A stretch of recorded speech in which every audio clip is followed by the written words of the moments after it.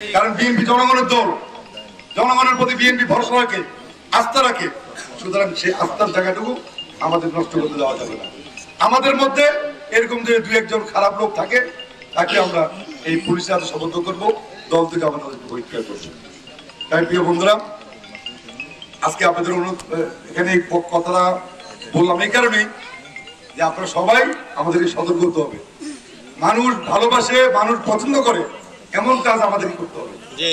মানুষের বিরুদ্ধে, মানুষের ইজ্জত সম্মান নষ্ট হবে এমন কাজ থেকে বিএনপি নেতা কর্মীদেরকে দূরে সরে আসতে হবে। আপনি দেখেছেন 16 বছর শেখ হাসিনা থেকে শুরু করে এই এলাকায় যারা আওয়ামী লীগ করছেন, কি দাপটের সাথে করছেন, অন্যায় অত্যাচার আছে, তারা কোথায়? তারা আজকে পালিয়ে গেছে। এটা আল্লাহর একটা গজব তাদের উপর পড়েছে, আল্লাহর গজব পড়েছে, এত অত্যাচার। আরো কিছু কিছু দোষর রাস্তাঘাটে ঘুরছে, অনেকে আবার আমাদের নেতা কর্মীদের সাথে সখ্যতা করছে।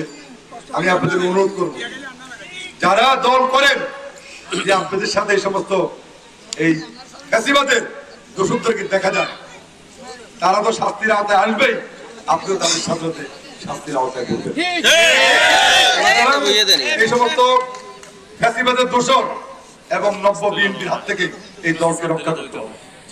যারা দীর্ঘ 16 বছর দলের পক্ষে কাজ করেছে, দলের জন্য রাস্তায় ঘাম ঝরিয়েছে, দলের জন্য কর্মীদেরকে সহযোগিতা করেছে, তাদেরকে আমাদের ইজ্জত করতে হবে, সম্মান করতে হবে।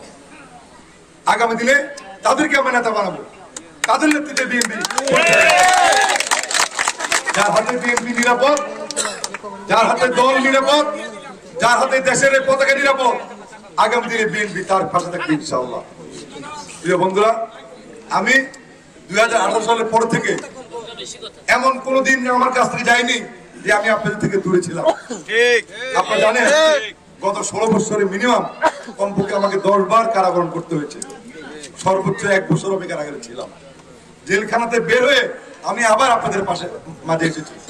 ঢাকার রাজপথে ছিলাম, হয় জেলখানা না রাজপথ, এর বাইরে আমাদের কোথায় ছিলাম না, কোথাও যাইনি আমরা।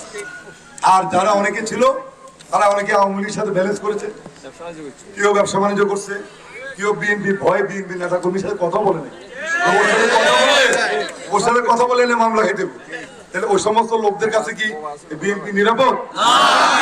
দেখবেন সামনে আমাদের নির্বাচন হবে, আমাদের উপজেলা নির্বাচন হবে, আমাদের মেয়র নির্বাচন হবে, আমাদের ইউনিয়ন পরিষদ নির্বাচন হবে। এই সমস্ত জায়গায় অনেক লোক আমাদের থেকে সুযোগ নেওয়ার চেষ্টা করছে। এগুলো আমাদের দেখতে হবে। যারা পরীক্ষিত দলের নেতা কর্মী, তাদের দিকে আমাদের লক্ষ্য রাখতে হবে। এই দলকে দেশকে বাঁচাতে হবে।